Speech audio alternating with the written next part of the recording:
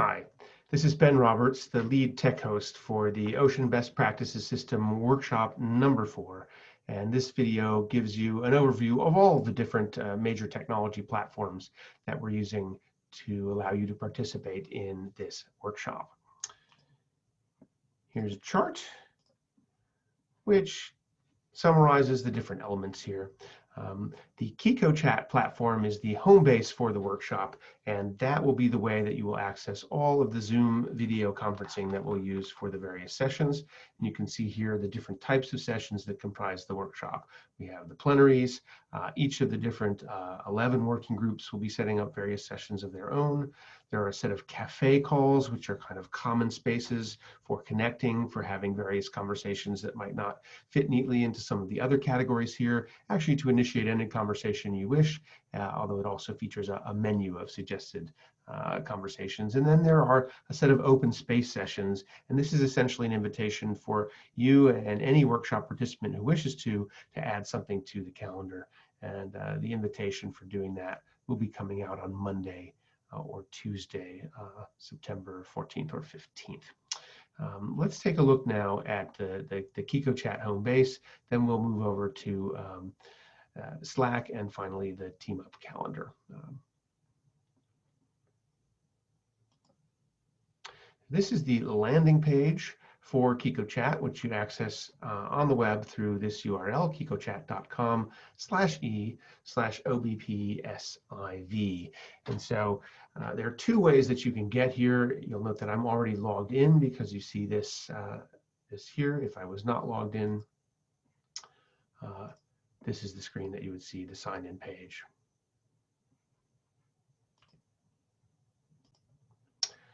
So you sign in to KikoChat in one of two ways. You can use this page here. You put in the email that you used to register on Eventbrite for the workshop, and then a password that you have set up for yourself. Or you will have also received emails from notifications at kikochat.com with a personalized login link. And if you click that link, it just logs you straight in and takes you to this page. Now you'll note there's this button here to add a password and a photo to your profile. So if you want to set up a password for yourself, if you're coming here for the first time and haven't done that, then you click that, and that's where you see that option, as well as the option to add a photo, which is a nice thing because as you can see here, if you don't do that, this is how you'll show up inside the system. Let's go ahead and click participate in the workshop, which enters us into the active area. So a couple of things to notice here on this interface. The first is that we're just sort of browsing the entire workshop space right now. We haven't joined any video calls. So it shows, and we're here in the plenary room, which is where you first arrive. You can see that because it's highlighted here. And here's my icon showing that I'm in the plenary room, but not yet on audio or video. If I want to enter Zoom for the plenary calls, this green button here in the upper left is what you would click. And for all the different rooms, there's a similar green button. And you'll notice we have this big green box over here, which tells you to look for that green button, because occasionally it's not obvious how to find that. Then there's a page that you'll find over here with different information, and there are a set of these pages which you can access through the different tabs that you see at the top here. So all of the different rooms have a welcome page, but there's also various other information. Here's the list of rooms that comprise our workshop space. And these rooms are basically open for you 24/7, but things are only happening in them when an event has been scheduled. Or perhaps you might, on an impromptu basis, want to arrange with somebody to go ahead and meet in a room if it happens to be open. So we have the plenary room, which is where the plenaries happen. There's a special room for the early career ocean professional cohort. Each of the working groups has a room set up for them. Let's go ahead and take a look at one of those. So here we see the fisheries working group, and this is the welcome page for that particular group. And on these pages, you'll see a statement of purpose, which should be coming shortly for this one. Key links for that working group. The simple set is simply the Google Drive folder associated with documents for that group and the report template that you'll be using to generate the report for that working group, which is really the core activity or one of the primary purposes of the workshop is for each of the 11 working groups to generate these reports and then for all of that to be synthesized. You also have some contact information about who the working group leads are. And up here, you'll notice a set of the set of tabs again. All of the different pages or rooms rather will have a link to the team up calendar and the code of conduct and the workshop agenda. In the case of the working groups, you'll also have a notes document, and this is an editable page where during your sessions you can take notes together. And then all the pages also have workshop help. So if at any time you're needing some kind of support, there are 3 different ways you can get tech support and also an email for general workshop questions and help. Let's just take a look again, going down the list of the different rooms here. So again, we're in different working group rooms. You can see now here's the fisheries working group and it shows that I'm in that, and there it is showing that I'm browsing it. Again, if I wanted to join the video line to participate in calls organized by fisheries, I would click this green button up here. Underneath that, we have a set of rooms for the workshop cafe. So if you're going to the cafe, typically you'll start out in the entrance where I will be waiting to host you along with some other folks, and we'll be able to tell you a bit of what's going on at that point in time. And then you may see who's spread out among the different rooms in the cafe and what the different conversations are that are happening there. And then finally, we have 3 different rooms for open space sessions, which, as I said before, will be sessions that any workshop participant is invited to organize. And then you'll choose one of these rooms and indicate that your session will be happening there at the date and time that you've chosen, and which will be indicated on the calendar.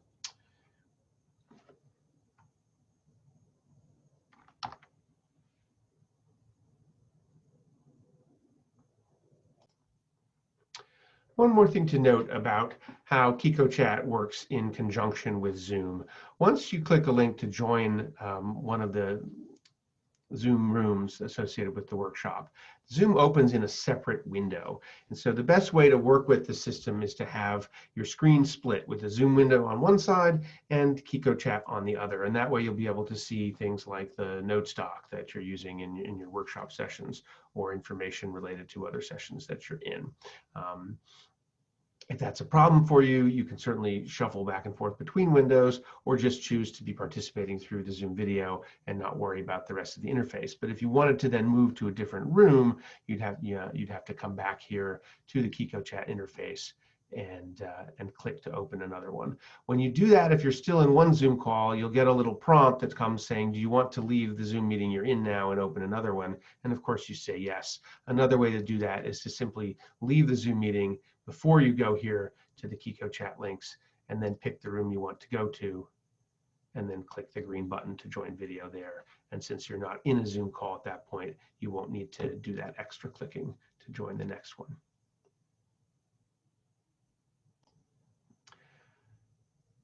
Let's go ahead now and take a look at the Slack workspace. One of the ways you can access that is from the plenary room, where there's a tab for Slack info.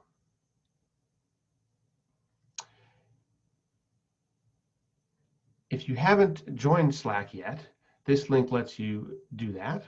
And if you've already joined, that link will open Slack in a browser window where you can access it. We do recommend that you download the Slack app and keep that running throughout the workshop if you want to be active in Slack.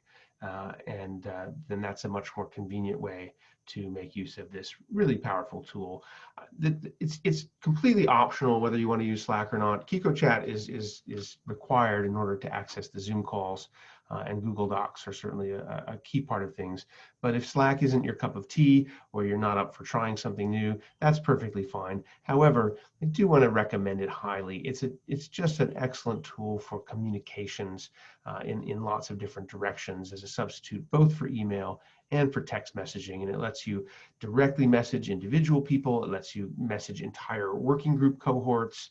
And it lets you make announcements to everyone in the workshop and see announcements coming from the workshop organizers, which are also going to come out in email, but there may be more information on Slack as well. Everything really crucial that you need to know is going to come to you via email. So as long as you're receiving the emails from Eventbrite, you're okay on that score.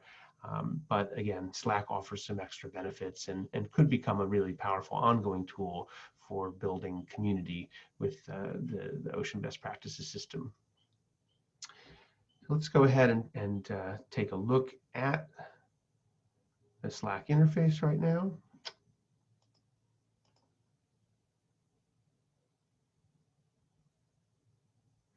So here we see Slack in a browser window, and there's a list of channels on the left-hand side, and at the top of that list you'll see key workshop info, and this is where you'll start when you first come into the workspace.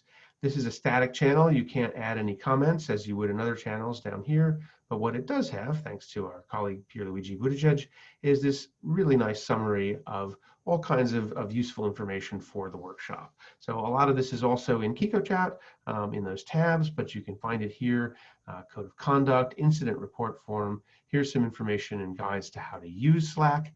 Here's the link to get to that KikoChat homepage if you're logging in with your email and password. Here's the link to the Team Up calendar. Here's a little video about how to use the calendar.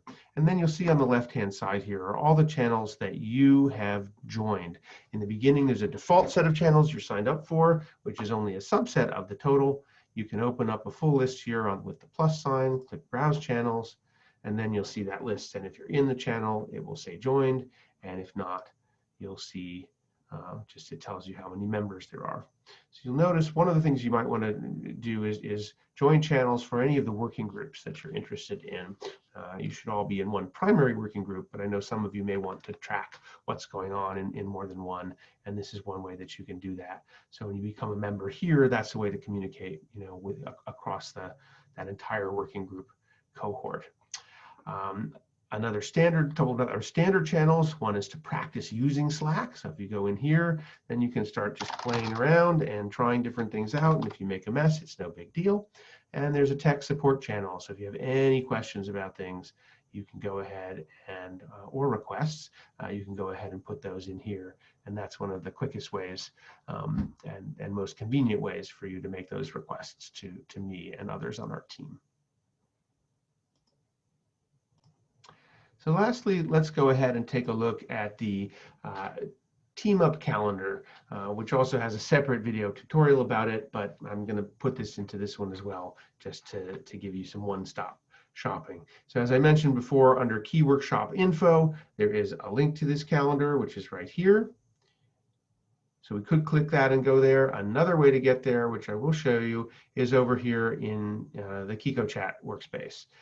So if you click the Team Up Calendar tab, which I believe is in all of the different rooms that we have, here is the calendar actually embedded within KikoChat with all of the controls available to you.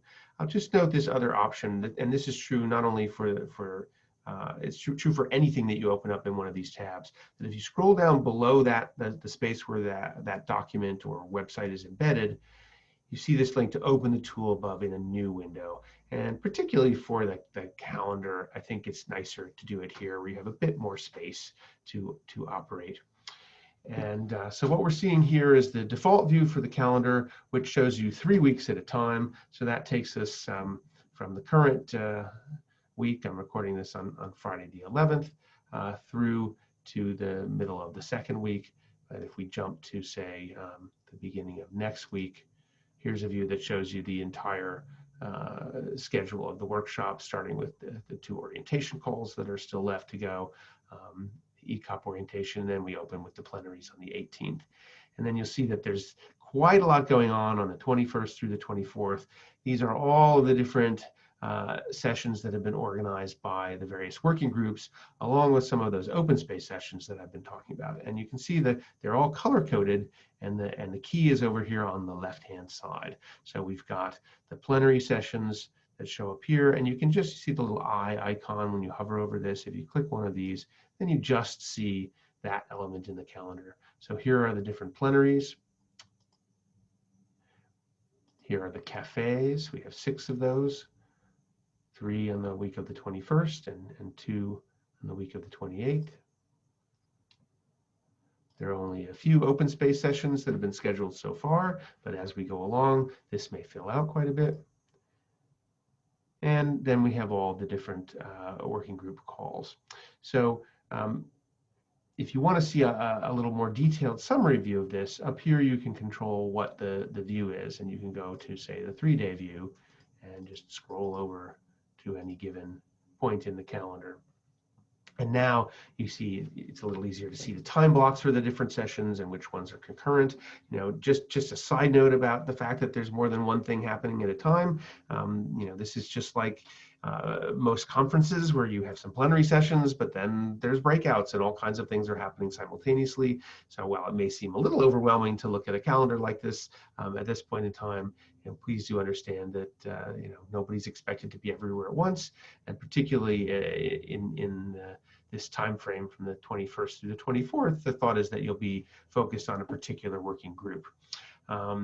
So you can hover over any one of these items and you see a little bit more information, the full title, and where it's located. But you can also click on it, and then you'll get much more information about that particular session. So you know, here are the hosts for that session and a description of it. Some information in this case about related to the use of the Slack channels and definitions. There is a blue sign up button here, and as a courtesy to the organizers of any given session, we request that you click that and put your name and email address in there, and that will give them a sense of who's coming, as well as a way to contact you via email if they need to. Now on the share, that does not add, however, this session into your personal calendar. The share button here is where you have access to doing that. And when you pop this up, you see some links to just show this as a web page for this event, to social media, which you're probably not using too much here. And here's where you add it to your calendar. So if you're using Google Calendar, Outlook, Apple iCal, you have special buttons for that, and sort of a generic link to get a little file. In all these cases, it generates a file which you download and then open, and boom, that particular event will be placed into your calendar. Just a reminder too that there's no Zoom information here. There's no information for how to join the calls for that. That's accessed through the rooms back here in KikoChat. So I think that was data and information management. So you'd go here and you'd click join video for that call, right? Here's an interesting one to note. You see that this is actually in 2 different calendars, so it shows up as a stripey session, and that's because we are encouraging the working groups to do some cross-pollinating if that feels like it's relevant. And in this case, we have 2 particular working groups that are combining on a session. I believe there may be another one that has 3 or 4 working groups, and we may see more added along those lines as we go. One other important thing to note about the calendar is the time zone. So down here on the bottom right is where you see what time zone the calendar is picked up from your computer system. And 99% of the time that should be correct for you. But if you look there and say, wow, I'm not in the Eastern US, then you click there, this little pop-up window will show up, and you click show all time zones, pull down this drop down and select the time zone that's correct for you. And that should be remembered by the calendar going forward.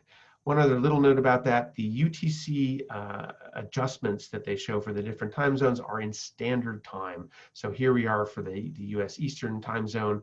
It is right now daylight savings time, UTC -4. This shows UTC -5. The calendar is correct though. So it's just this drop down menu that doesn't adjust for that. So I think I'll just show you one more thing about the calendar, which is the way to have portions or even the entire calendar automatically fed into your own personal calendar. And if there are any changes or updates, you'll also see those as well. So you click up here in the upper right in this blue hamburger icon as it's known, and then you go to Preferences and iCalendar Feeds. And from here, you copy at the bottom here the link for all calendars, or if you just wanted to feed particular calendars individually in, you can do that. And then here's a link how to subscribe to iCalendar Feeds. You click that and follow the instructions here. There's a quick index to let you jump to the instructions for any particular tool. So for example, Outlook with Exchange, click there. And these are the instructions for how you use that link that you've just copied.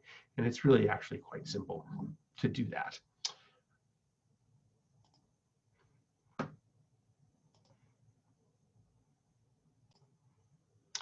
One more note about the calendar is that in the bottom left-hand corner, there is an About window. You can scroll up and down in there, and it notes that there is an app for smartphones. So this is one of the tools that works really well on a phone. Slack is another one. Google Docs also are really pretty good on a phone or tablet. So if you're using the calendar a lot and you want to use it through a phone, here's the link for you to download that. So that concludes the tech overview.